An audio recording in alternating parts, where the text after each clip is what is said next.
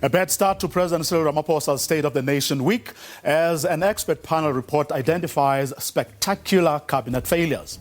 Is the president going to act, or will his party's internal politics come before the nation's interests?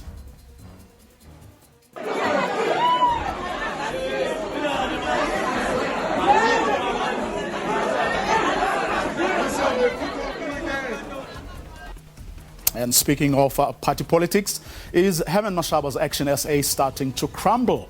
All that and more coming up in tonight's episode of The Watchdog, which starts right now.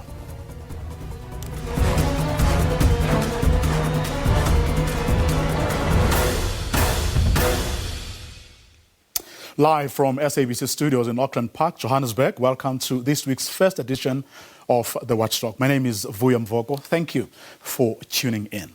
The expert panel appointed by President Cyril Ramaphosa to look into last July's unrest says Cabinet must take full accountability for the violence, the looting, and the almost 350 deaths that occurred. The President this morning ordered the release of the report. The panel, which said Professor Sandy Africa as its chair and included Advocate Mujanku Gumbi and Silumko Sokupa, found that the country's security cluster blatantly disregarded all the warning signs. To help us, or to take us through some of their other damning findings, is my colleague Amil Umro, who is a specialist researcher here at the SABC. Amil, good evening. Thanks very much for your time. Damning findings by this panel.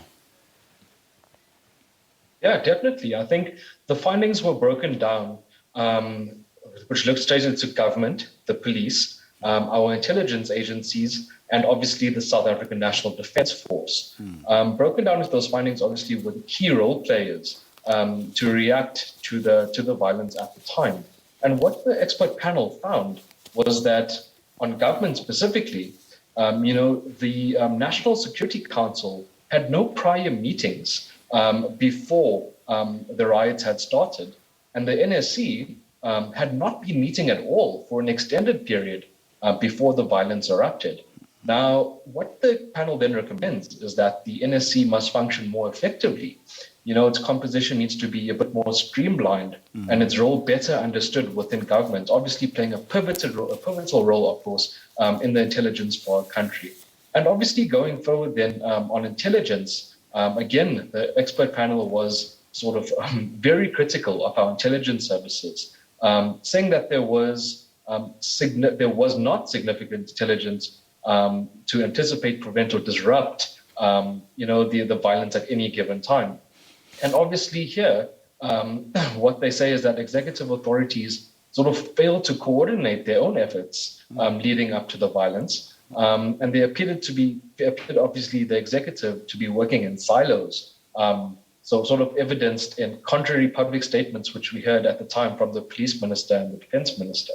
So obviously what the panel then is starting to recommend is that government must ensure that the National Intelligence Estimate, which was developed for 2022, and obviously all the years going forward from there, needs to be approved and it needs to be implemented properly. Obviously then going on to the police and the South African National Defence Force, and it really shows how equipped our police really are to deal with situations like this, because the expert panel finds then that the police are not always sort of embedded in our communities, and that they're sort of very poorly trained and inadequately trained to sort of deal with riots at this level. Obviously, the police's public, the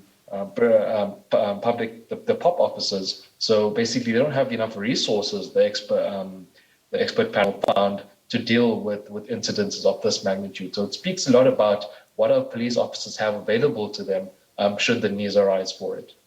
Also disturbing, Amel, the panel found that the intelligence services were hesitant to gather information on persons with a political profile for fear of being castigated for interfering in politics, which means these people can't do their jobs that they're employed to do because and politics played a part. And this is particularly important considering the fact that the ministers who are responsible, whether it's for the police or at the time for intelligence, the army and so on, are political players in their own right. I think this tracks back again to a very high-level report that was released some time ago, which looked into the State Security Agency and a lot of political interference that was happening there, where members of the State Security Agency were basically working in between political factions to sort of further political gain. And those recommendations of that report have not been addressed to date. And we saw a lot of those allegations and also coming up in the state of capture reports that are now being coming out from Deputy Chief Justice Raymond Zondo. So what this panel now recommends is that crime intelligence, specifically within the police, needs to be addressed, urgently. There has to be stability at the top. I think what the panel found was that there are vacancies within the top echelons of crime intelligence at the moment, meaning there's not proper guidance at the top. And although there are sort of good officers working in the section, there's a lot of frustration the panel finds and instability at the top, including those who are sort of dealing with politics at a national level. So indeed, yes, a lot of instability and sort of political play within our intelligence structures, which isn't new, of course, but the consequences of such are definitely showing on the ground. While I mean, these ministers and their officials seem to have a different interpretations of the events, but at least they are all agreeing that the incident that triggered the eruption of violence was the imprisonment of former President Jacob Zuma. Of course, there were various ways that people had responded. That the panel did find that it was clear that sort of different government leaders had different interpretations of the events, and it therefore resulted in a sort of poorly coordinated response. But as you did say, they believe not that it caused, but what triggered the eruption of violence was, of course, the imprisonment of former President Jacob Zuma. And that resulted in a tense standoff with the police. But importantly, what it found in when assessing the responses by President Cyril Ramaphosa to this, if you remember, the president described the events as sort of an attempted insurrection, and in that context sort of convened that National Security Council. But by that time, he had already taken the decision to deploy the SNDF in support of the police. An instruction he had issued was sort of around July 11, 2021. But the recollection of other sort of his cabinet ministers as well as premiers were very different to that, of course, especially that of sort of Police Minister Bekitele, who said that the sort of planned violence was intended to make the entire country ungovernable.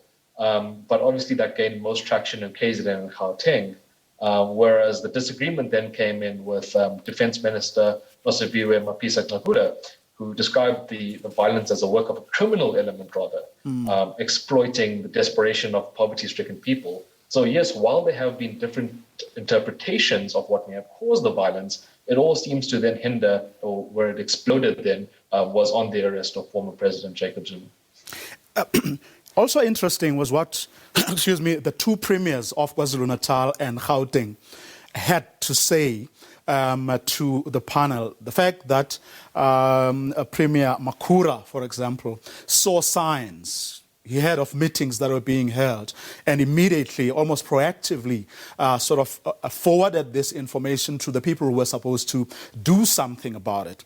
What's also interesting is what Premier Zikalala also told the panel, that problems of the past, which had a lot to do with politics, also played a part in actually, fanning the flames, so to speak, which means that for a while, these leaders have been sitting on problems that they knew that they did very little or didn't do anything about. And when then the ground was fertile, for the anger and the frustration, the underlying, the problems that had actually been there, when an opportunity came for people to actually use, an opportunity, that was created by politics by and large, this happened quickly. Yeah, of course. In their response, the panel obviously found that Premier Sisha Zakalala, it seemed like he was extremely frustrated by what unfolded, and of course the inability of the police to contain the violence. This, of course, the panel found that led him to actually calling the president and urging him to deploy the army. The sort of same thing happened with with the MEC for Safety and Security, also engaging with provincial police commissioners to sort of get something done. Gauteng Premier David Makura, he had been engaging traditional leaders and taxi associations, political parties, and trade unions and other stakeholders to sort of urge them to stand up against the violence that was taking place. So yes, basically what we can see here is that the premiers in KZN and Gauteng were trying to take a proactive stance by sort of escalating this to all various role players, including the president and other role players. But unfortunately, nothing was sort of done on time. Basically, the panel then finds that despite, the police saying at the same time that steps were taken to prevent the violence, no actual action was taken to avert the kind of unrest and the ensuing, of course, loss of life. So obviously a very frustrating process then for the premiers who did try to be proactive in escalating this, but unfortunately the reaction was a bit too late for any real hindrance to resolve. What was also interesting about KZN, from what the report says, is that there were other problems. The report says that were contributing to instability, political killings being one, but also what the report terms as competition over resources and economic opportunities. One would have thought that they would, be more specific around that, because I don't know what your interpretation of that is, because it sounds like very coded language for something bigger, than we are allowed to see here. So obviously we know from recent news reports, and obviously for quite a long time, that KZN has sort of been a boiling point for political violence or violence at large for quite a long time, dating back to the 90s, of course, and even before. But what seems to happen now is sort of certain key points within KZN, especially around just my own recollection, like Moy River, for example, where a lot of the sort of political violence starts to stem from. It's, of course, where we saw the burning of trucks right before the looting had started, which sort of kicked off the looting almost a week later or a couple of days later. So, of course, there is a lot of instability in the province, which we know of. The question we then have to ask ourselves is, of course, what is being done about it? And there have been reports about the political violence and about all of this in KZN, but obviously to date nothing has been done. Whether we're going to see any action by the president with result to this it just has to remain to be seen, I guess. Let's bring into the conversation now Dr. Nzigelo Breakfast, who is a political analyst based in KwaZulu, at the Nelson Mandela University. Dr. Breakfast, further actions will be announced in due course, but the presidency saying in a statement that we will hear on Thursday what the president plans to do about this report. Your thoughts? First of all, Putvuyo, the team that was assembled by the president, I hold them in a high regard. The team that was led by Professor Sandy Africa from the University of Pretoria. She is a leading scholar in the field of security studies, coupled with other people that she teamed up with. I think the former legal advisor of former President Mbeki, Advocate Gumbi, and the other person. But the challenge is that this is a political problem. The conflict that has broken out within the ANC has had a negative spillover effect to the state machinery. I get the sense that there are men and women in uniform and out of uniform who are still loyal to former President Zuma, who feel like he has been treated unfairly. No wonder there was a slow pace of responsiveness to those threats, because it was quite clear, in my opinion, in the beginning, that there were early signs of the conflict, but the bureaucracy did not respond on time. I don't think that challenge has been done away with. Yes, I see that there are a lot of recommendations that training must be improved of police officers, and that the DOD, which is the Department of Defense, must work side by side with other security agencies, because these are security agencies. They have different mandates. For instance, crime intelligence has a different mandate from DI, which is defense intelligence, and also state intelligence.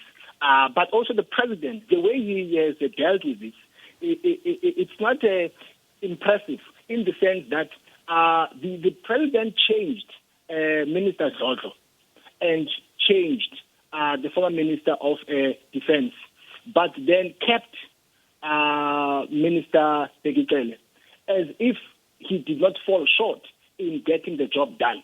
So he kept him for political reasons. Why? Because he is employing survivor strategies in order to hold on to power. Because Minister Tegekele did not do what he should have done alongside the strategic leader of SABC, namely the commissioner. They were not on the ground when that conflict broke out. So I think those are some of the challenges that I think they are still with the security apparatus. Which then brings us to the question. The President's office says he will, in his State of the Nation address on Thursday, outline the actions that the government is going to take, in response to these findings and recommendations of the panel. But given what you have just described, the fact that, one, the Minister of State Security, Ayanda Dlodlo, said that in the preceding months, the State Security Agency had spent much of those months reporting on what eventually broke out. And then, as you say, the Minister of Police didn't do anything about it, but he has kept his job. The question is, what is at play here? Can we really expect the President to do anything fundamental on Thursday when he speaks for the first time about what he's going to do? I don't think that there will be structural changes with Vuyo, despite the fact that, in theory, the recommendations are impressive. For instance, I like the idea of community police relations, the idea of beefing up, men and women in uniform to basically assist in terms of intercepting these operations of violence and so on. But I'm not sure if I said this earlier on. This is a political problem. A political problem cannot be addressed administratively. A political problem needs to be addressed politically. There are people who think that former President Zuma is receiving a raw deal. And whether you like it or not, you see, it doesn't mean that because you don't like someone, you must turn a blind eye to the capabilities of that person. The issue is that former President Zuma still enjoys support within the state apparatus. That is a fact. And if people don't want to acknowledge that, I think we are still going to have a problem of this nature again. So I'm arguing that a political problem needs to be addressed politically, not legally or administrative. So this is a political problem. I think the factional battles within the ANC are playing themselves out within the state machinery, and as a public, we are caught in the crossfire. Well, interesting here, Amel, that, in his address to the nation, which is are also recorded in the report of this panel, is that when he first spoke about it, the president described the events as an attempted insurrection, and in that context, convened the National Security Council meeting. Do you think, just from reading, going through the report today, that his position on Thursday may just change from how he characterized the whole? I think there's very little other way to describe it.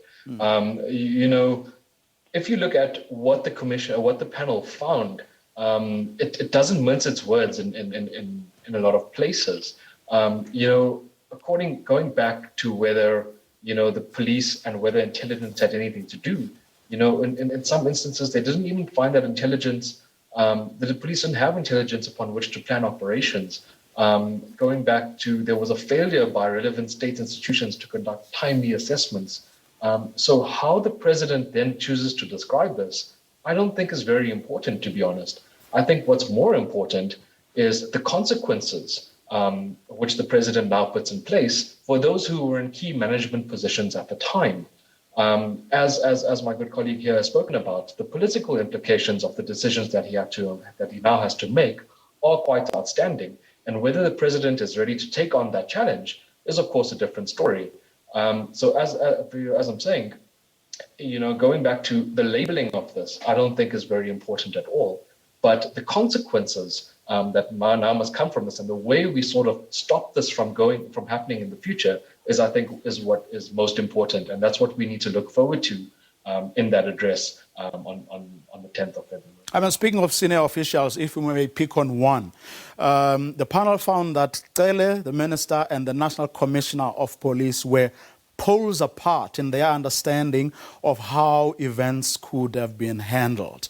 And the panel says this is a matter of concern as it narrows the grounds for consensus within senior leadership of the police on what needs to be corrected going forward and who must be held accountable for the failure to prevent the loss of life and the destruction of property that occurred.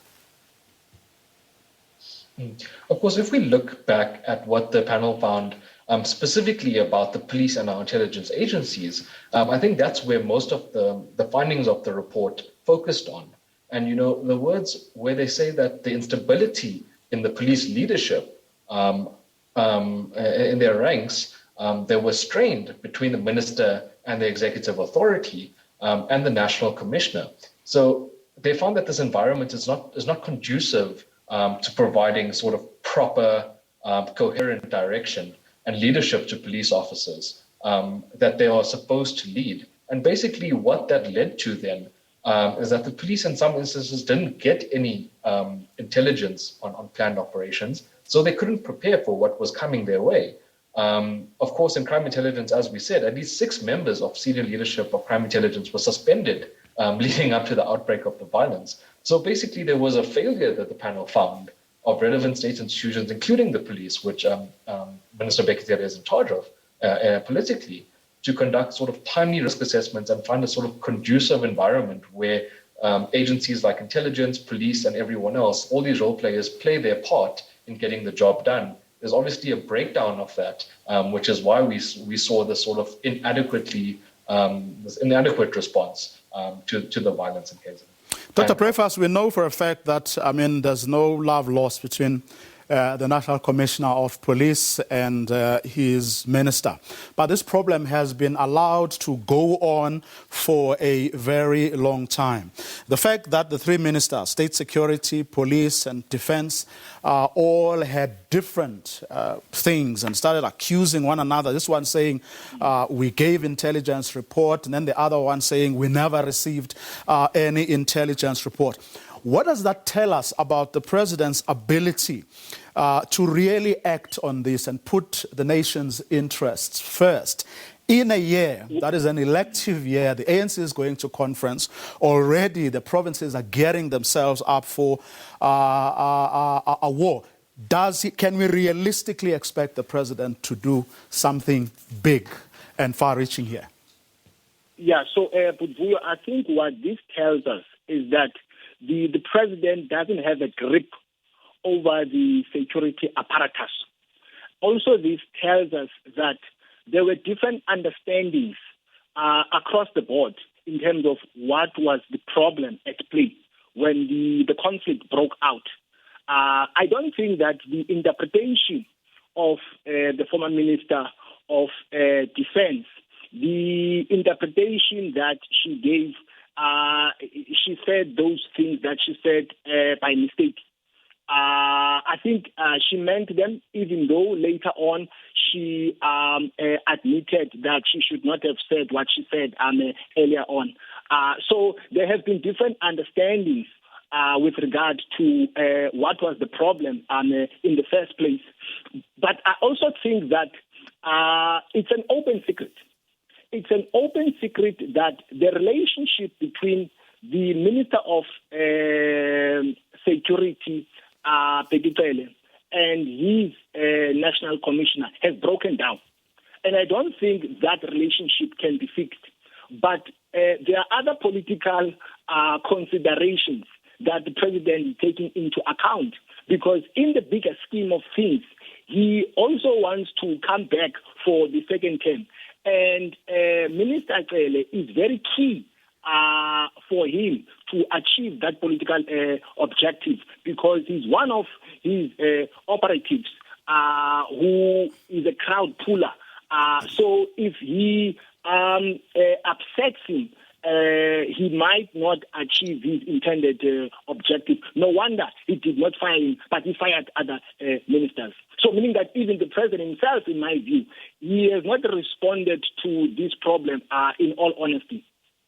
Okay, and that's why we're going to leave it. Special thanks to Dr. Nsigelo Breakfast, a political analyst based at the Nelson Mandela University, but also to my colleague Amil Umro, who is a specialist researcher here at the SABC. We'll bring you more reactions to that report, but in a while, we're going to speak to ActionSA's leader, Herman Mashaba. What's going on? Is the party starting to crumble? That's our conversation right after this.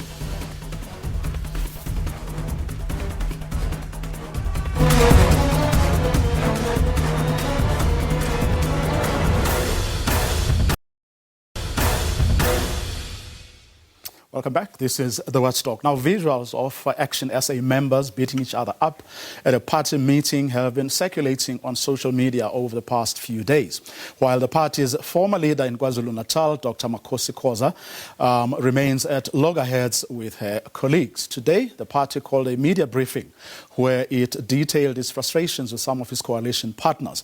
Are things getting tougher now for Herman Mashaba? Well, he joins me on the line. Good evening, Mr. Mashaba. Thanks very much for your time. Is the going get tougher? It's getting tougher. It's getting really very exciting. Our recent performance at the recent local government election has actually put the spotlight on ActionSA. For some reason, I think every South African most South Africans really very interested. And in the process, obviously, you can imagine we threaten the livelihood of corrupt people who've looted this country for a long time. So they'll do anything possible to really protect their thievery and thuggery. But we are not discouraged. In fact, we get more determined and gets us to really be vigilant in everything that we do. Well, let's start with those visuals I just referred to. What actually happened there? Have you been able to do an investigation to find out why people were chasing each other at an ActionSA meeting? What was that all about? Well, it's about people who obviously plan with other political parties to come and disrupt our activities. Because obviously when our people have meetings, they are advertising in communities, and some people come out with their agendas to come and address, and they don't realize that we were not born yesterday. So we know about these things being planned, and afterwards we investigate. So some of these people are soon going to be former members. I'm not sure if they are already, because I don't sit on our disciplinary committee, but I can assure South Africans that such a behavior is not going to be tolerated within ActionSA. I challenge people of South Africa to judge us on the action that we are going to take against such unruly elements. We're not a party of anarchists, so if you think you can disrupt us, you'll actually make us more popular. But, I mean, do you not accept the fact that, I mean, you are bound to any new party, you know, is bound to attract people from other political parties or people who have ambitions and who are prepared to put up a fight for the positions that they want to occupy? Because in certain instances, in many instances, in fact, you know, it's the difference between being employed and being unemployed. In other words, the difference between having a meal, you know, and having a salary and sitting at home with nothing. So in other words, instead of pointing figures at other political parties that you think are hell-bent on disrupting you because you are a growing political party, it may well be people who are genuinely, you know, interested in becoming part of your machine, but primarily because you're going to offer them jobs. Vuyo, I think if people join political parties because they're looking for jobs, they're in a wrong environment. Political parties, public representatives, we don't go into politics because we're looking for jobs or advance our job careers. We are there to serve people. The thing is, honestly, it's a kind of mindset that has developed in our country over the last 28 years of our new democratic dispensation, that politics have been used as a vehicle for self-enrichment, which is really very unfortunate. And it's something that's going to take time to really destroy, because we grew up thinking that people who were out in public office, they are there to serve society. And we actually have destroyed that believe, and actually that is supposed to happen. And I believe as ActionSA, we are going to cultivate that culture, recultivate that culture again. And we know it's not going to be easy. What is easy in this life? But at the end of the day, we want to really set an example to those who think that they can bring anarchy to ActionSA. We will deal with them. I'm personally very sympathetic to 13 million South Africans who are unemployed. It is for that reason I mean in politics, so that we can use government to create opportunities, not for one person, but for the entire society. Is that not what you've described? Is that not part of the problem? The fact that as politicians, you try very hard to distinguish yourself, one political party trying very hard to distinguish itself from, you know, other political parties. And then, you know, the narrative that, you know, people are there to serve, should we not dispose of that notion and accept this for what it is, that you are a group of people who believe in certain things, and if you do your work properly, perhaps you may perform better than other political parties. But the people you put together, you bring together to do that, are people who are employed by your political party or by your by the municipality in which you serve. So all of them that they must do in exchange for that salary and other perks is to just serve the people well. And now, but stop saying, no, we are here, we are better than others, or we are motivated by all good things of this world and less by money or employment. Look, I think, Vuyo, let us be honest with ourselves. And I think look at ourselves in the mirror.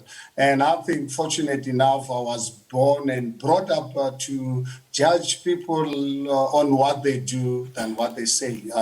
That is my nature in life, because human beings can tell you anything. I mean, saying it's really very easy, but ultimately judge people by what they do than what they say. Yes, you have to give people an opportunity to obviously present their case, but ultimately judge them about what they do. So someone cannot join ActionSA because you are saying you are prepared to work with us, act as one to serve society. And in the meantime, your sole purpose or agenda or your hidden agenda is to actually find employment opportunity for yourself. We don't have a problem with you taking care of yourself, but it does not really mean that ActionSA can employ 13 million South Africans as a political party. It is humanly and totally impossible. Even if we can take over all government departments from national to local government, we take over all the departments, including all the SOEs. There's no way that ActionSA can employ all the 13 million South Africans. What we need to do as government is to create a conducive environment. We can have investments in our country. We can have businesses running so that they can employ people, not government. Government's role, everyone who works for government, their role is to create an enabling environment for businesses and society to live in peace with each other. Well, Moses Mokwana seems to agree with you. Says Herman is spot on about politics about jobs in politics. Look at how old people are being recycled in the current government. ActionSA has the right approach. And I'm wondering if you indeed have the right approach to this. What is the dispute, in essence, is the dispute between yourselves and Makosi Khoza? I think this matter, I guess, Vuyo, you have to really respect it because it's a process that is in the hands of our disciplinary committee. As you are aware, I laid the complaint myself personally. So I think let me not obviously respond on this until we get the findings and the report of our disciplinary committee. Where is that process now? Well, it's with our disciplinary committee, and it's receiving the highest priority to ensure that we resolve it as a matter of urgency. But at the same time, it's going to be a fair process. Josiah Silinda says, I think ActionSA has not been able to identify itself within the society.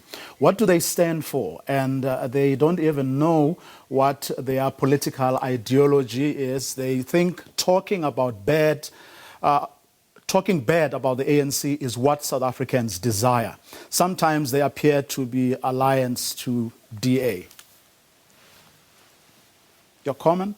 So you want me to respond to this person? Yes. Ask this person if he is able to read, to visit our website and listen to us on a daily basis without any doubt, and we are unapologetic about this. ActionSA was founded on the basis of using our constitutional democracy to remove ANC out of power in 2024. We started this project by removing them in the 6 municipalities that we contested. If obviously people don't really like it, that is their problem. For us, removal of the ANC is the first step in saving South Africa. That's the only way you can fix South Africa. ANC and a prosperous South Africa cannot coexist in one space. One has got to die, and it cannot be South Africa. Obviously, if people have got problems with this, unfortunately, that is our open agenda. We don't obviously really hide what we're doing as long as we operate within the constitutional framework of our country. Well, you rely a lot on your political partners you are in coalition arrangements with, and if today's media briefing that you held was anything to go by, there too you being frustrated. Yes, absolutely. I mean, I'm concerned about the residents of Ekurhuleni because when we voted the DA to govern these municipalities, they committed to informing a majority government. And right now, in Ekurhuleni, we don't have majority the government, and we have the EFF, which was prepared to work with us. After being personally, as Heaven Mashaba, being approached by the DA to have the discussion with them to really support our government, and EFF was willing to, but for some reason the DA reneged on this approach. I don't understand why, in the first place, did they ask us to really talk to the EFF. But at the end of the day, the people of Ekurhuleni are the ones who are going to really pay the price in the event the government collapses, because you cannot really have such be so short-sightedness, because to run government, to pass budgets, you need 50+1 majority, and which unfortunately the Ekurhuleni municipality, the coalition government, does not have. But you have a willing political party in the country prepared to remove the ANC, to make sure that we keep the ANC out of government, prepared to work with us. You don't want to work with them because I don't know what to really call it. But this, for us as ActionSA, we find it totally unacceptable, because it's a betrayal of people of Ekurhuleni to subject them, to put them at the risk of being taken over by the ANC government that has failed them over the last 28 years. But I mean, the DA, one could argue, was reluctant from the start. The writing has been on the wall since from November 1, in fact. You know, the first time that people started talking about, coalition arrangements. So you shouldn't be surprised. Well, I'm not really surprised, but I'm raising it as a concern. And I think we have a right as human beings. We must not really fall into the trap of being silenced, the view. We lived under apartheid government and colonialism for many years, particularly for us as Black people. We were obviously expressing your views. Sometimes you'd really be charged for all manner of legislation. I think the last 28 years we live under a democratic dispensation where, as a free citizen, I'm a free South African today. I live in a democratic environment where I have every right to express how I feel or how I don't feel. So no one can really stop us. We are just pre-warning residents of the city of Ekurhuleni in the event that this government collapses. Let them really know, the people who are behind this, that they were looked at their own political parties ahead of civil society, because the voters have spoken. This outcome of what happened in Ekurhuleni, it's not out of any political parties wanting. All the political parties, including ActionSA, would have loved to have had outright majority. The ANC, the DA, EFF, everyone who contested, even those parties who did not even get a single seat, they went there to win so that they can be government. No one goes into a political contestation to be in opposition. For us as ActionSA, we are in this game to really be in government, because by being in government, that's the only way you can change the lives of the people. So we find it really very difficult to understand our coalition partners, where they're prepared to govern without majority, when you have other political parties that wants to keep the ANC out of the public purse, because the ANC, as soon as they see a public purse, they forget about everything, focus on stealing. So it's important to make sure that we keep them out of government and prepare ourselves for 2024, because the success of our coalition government right now are going to determine how we're going to manage 2024, because 2024 ANC is not going to be part of the government. But now it's going to depend now on all the other parties who are going to form the majority. Can they work together with their political differences and ideologies? Because the suffering of the 13 million South Africans who are unemployed is not an ideological matter. It is a fact. 13 million South Africans are unemployed. We've got an economy that is going backwards. Law and order, it's crumbling in our country. We need to fix this, and you can't fix it for as long as you've got an ANC government in charge. So it's going to depend on this coalition government, that voters are the ones, they are the actual vote people who actually decide which government is in power or not. But I mean, going to 20, or as you prepare for 2024, have you learnt anything from, for example, how you've managed your recruitment? There are people who believe that, you've parachuted people from other political parties at the expense of those people you started with. The Baloyi case being one of them. When you look at how this Makosi Khoza saga has unfolded, when you look at how you've been managing, or you're being squeezed, because that's how you sounded like you were feeling when you were talking earlier about what's happening in Ekurhuleni. Are these things teaching you anything that you have not, perhaps, either not known or not really fully appreciated as you grow this political part? I think, Vuyo, any human being, from the day you are born until you die, if you stop learning, that's the day when you are dead. So for us as ActionSA, we're learning every single day. It doesn't really mean that we are going to reach a stage in our development. I can tell you, ActionSA in 100 years' time will still be learning, because human beings by our nature, we have to learn to adapt on a daily basis, because circumstances change on a daily basis. Things that we have absolutely no control whatsoever. So as human nature and as human beings, let us accept the fact that we are going to be learning every single day. And in the process, we're going to make mistakes. When we make a mistake, make sure that you don't repeat it. But that doesn't mean that you don't have to be afraid of making mistakes. That's the reason why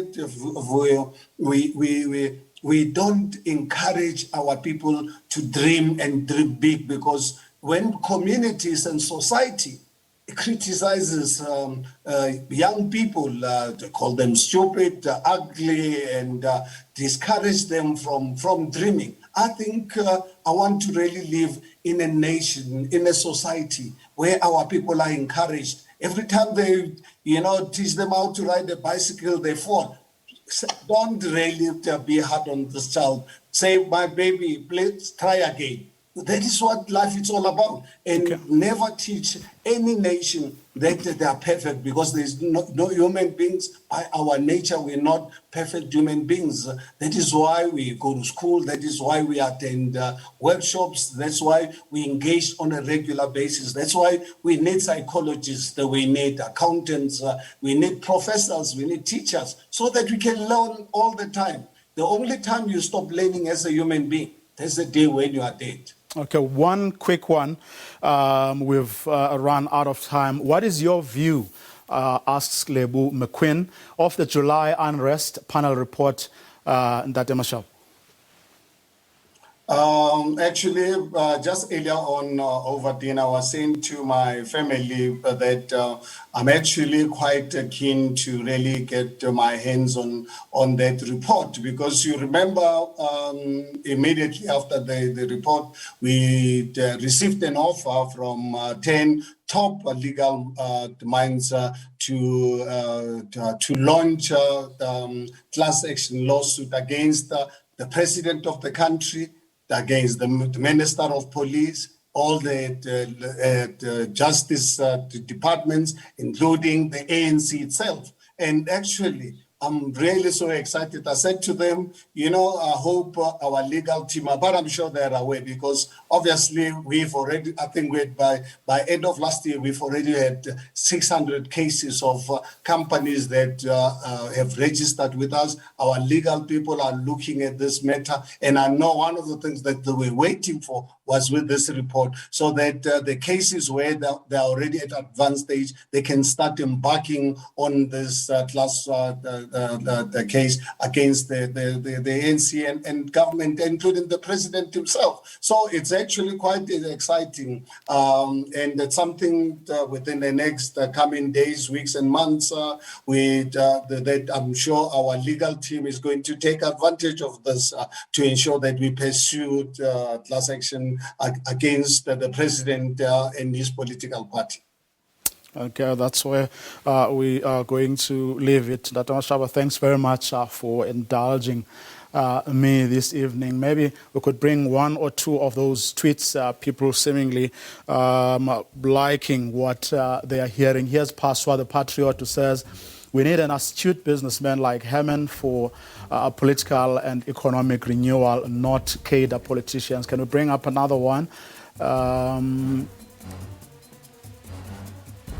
Well, obviously, I mean, Paswa agreeing with what you are saying. Okay, that's about the only one that we are able to bring up. Mr. Herman Mashaba there, talking about anything and everything we would talk about this evening on the back of some of the things that have been happening over the past few days. Now, political parties in Parliament have their own expectations of the State of the Nation address. They want President Cyril Ramaphosa to present a clear plan on how to build the economy, reduce unemployment, and address the budget deficit. Parties also want guarantees around the issue of stable electricity generation. The current national state of disaster is also being questioned by some. On Thursday, President Ramaphosa will outline government's plans for the year when he delivers his address from the City Hall in Cape Town.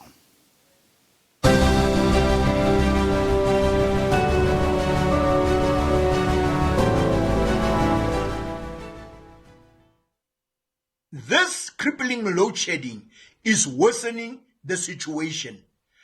Our law enforcement agencies are in a crisis. The intelligence services of this country are in a crisis. Nowhere to be seen.